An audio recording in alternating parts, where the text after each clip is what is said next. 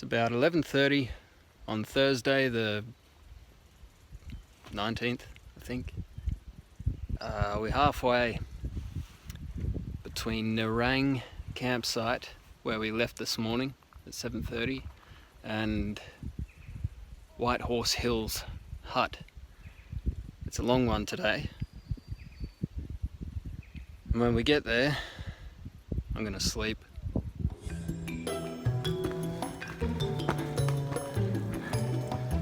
Been hiking 20 k's, mostly flat ground.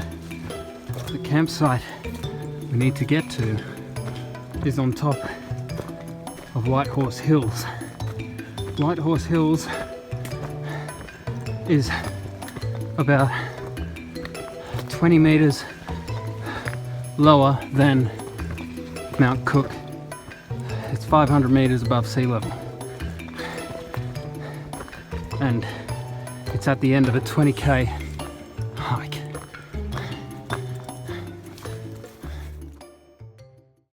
James had taken the previous night off to go into town and get supplies. I did not, however, expect him to bring steak. Thank you, James.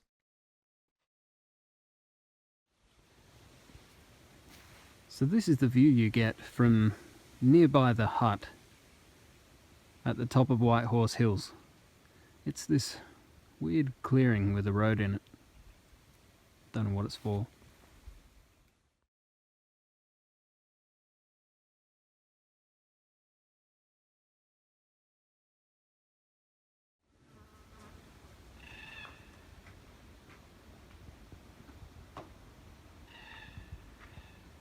Having a late start today. Beautiful day for it. Going up to Mount Wells. It's about 15 k's. Should be good. More videos to come.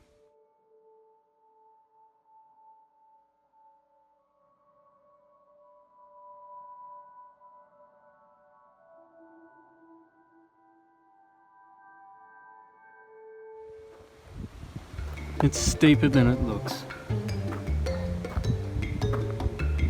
Why is the hill always at the end of the day's hike?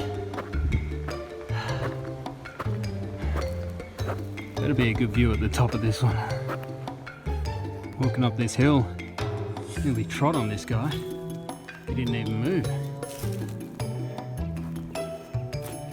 Scared me a lot. How you doing? All right?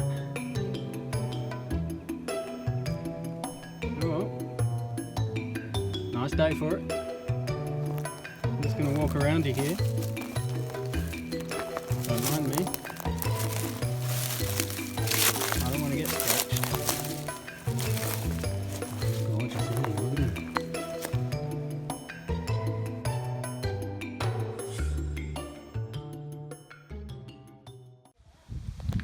So we've arrived at camp. This is a old hut with a new water tank.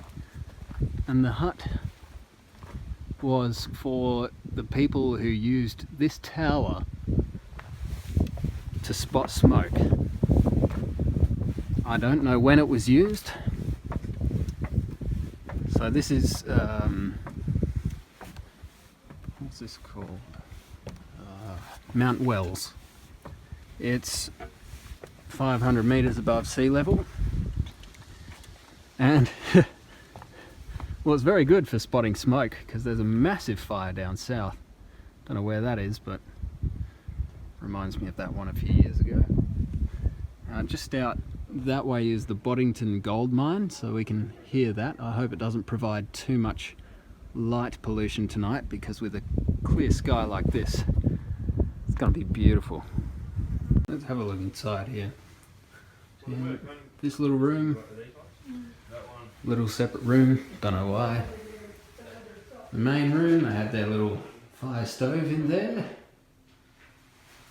And now in here they've put some sort of platform to keep you off the cold concrete floor. What I have is a roll-up semi-inflatable mattress, so that's foam and it expands and gets a bit of air.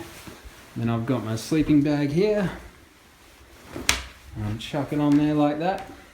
And then if it's really cold, I've got this little sleeping bag that goes inside. Now I want to thank Aaron Locke, my cousin, and his partner Abby for this sleeping bag. It's a -8 degree sleeping bag. I still get cold, so... Now I wonder what it would have been like to live up here for a couple of months over the fire season looking out for smoke. You can see they've planted a bit of lavender around, and well, a lot of lavender.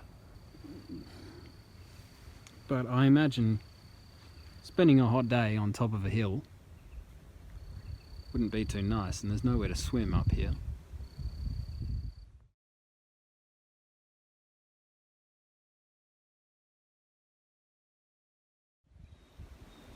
Well, I've come through the bush, a couple hundred meters off the track. I've arrived at this. Doesn't look very frequented. So let's find a way up there. I'm not climbing up that bit with my pack on. There's a tree over there. I'll climb that across. Check the place out. Well, it's obviously still a working mine. This fence is hardly old. It's not what I was hoping for, like a cool old mine shaft and old school things. Still in operation. I've got to get back across this moat, get back to the track, so I'm going to film it just in case I stuff up. Whoa! Nearly died.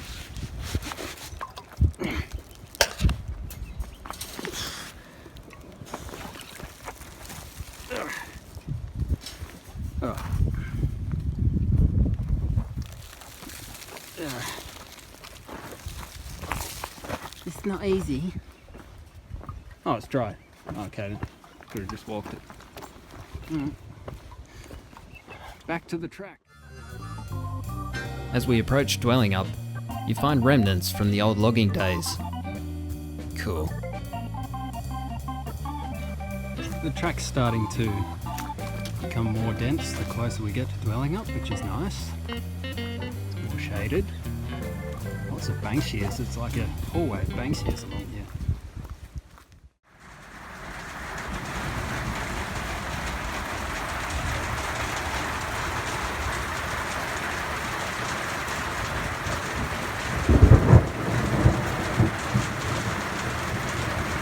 At 12 AM that night, a storm came through. It woke us all up.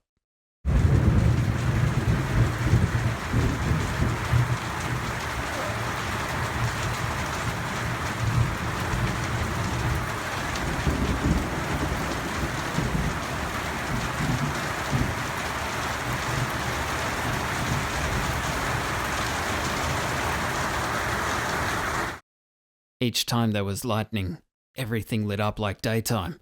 It was an awesome show.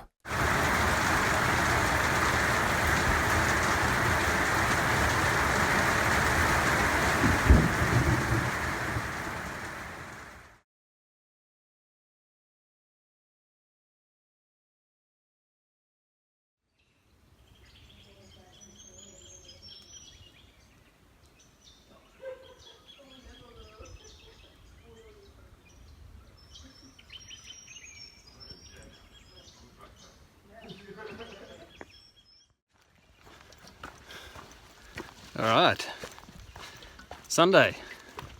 This is the day that we arrive in Dwellingup. Now, we're gonna have a proper meal, a proper shower, and a proper bed.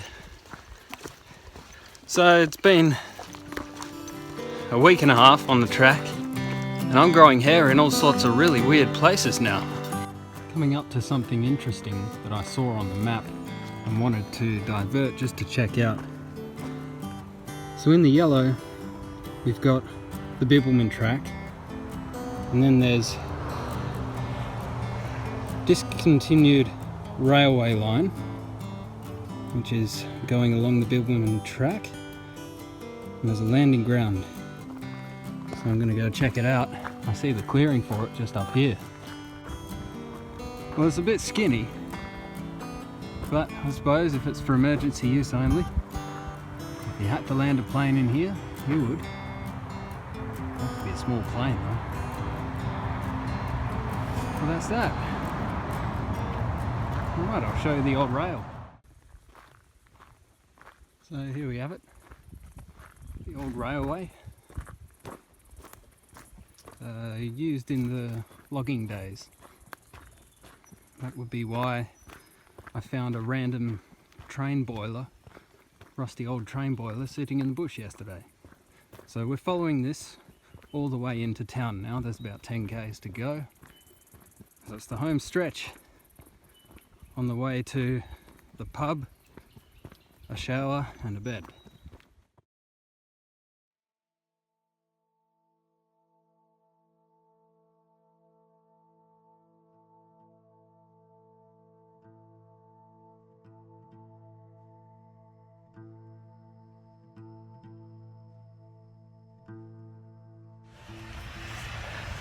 So we made it to Dwellingup from Kalamunda, just in time to catch the train.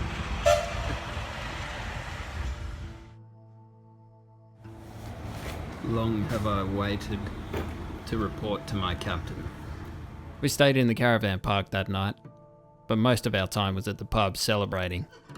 Old mate Paddy even drove up from Serpentine 35 minutes away, just to say how you going. Thanks, Paddy.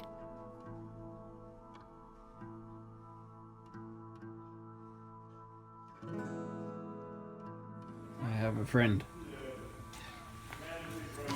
Oh, doesn't let you pat him though. Never been to Dwellingup on a weekday before, but this is Monday morning in Dwellingup. Just about to go into the IGA and see what stocks they have. There is a local cat that has just walked into the IGA. Hello, Puss Puss. Where are you going? Where are you going? Hello. Hello, Puss Puss. Come here. Oh, hello. Hello. You make me miss my pets. We are cooking up a last supper to end all last suppers. I don't know if that makes sense. I don't know if that makes sense, but yep, so we're having steak and all the veggies you can eat. Thanks for joining on the journey this far. Remember to subscribe so you can get the next episode as soon as it comes out, where we head south from Dwellingup. It only gets more intense. And if you'd like to know more about the track, start with Google. That's where I started. See you next time.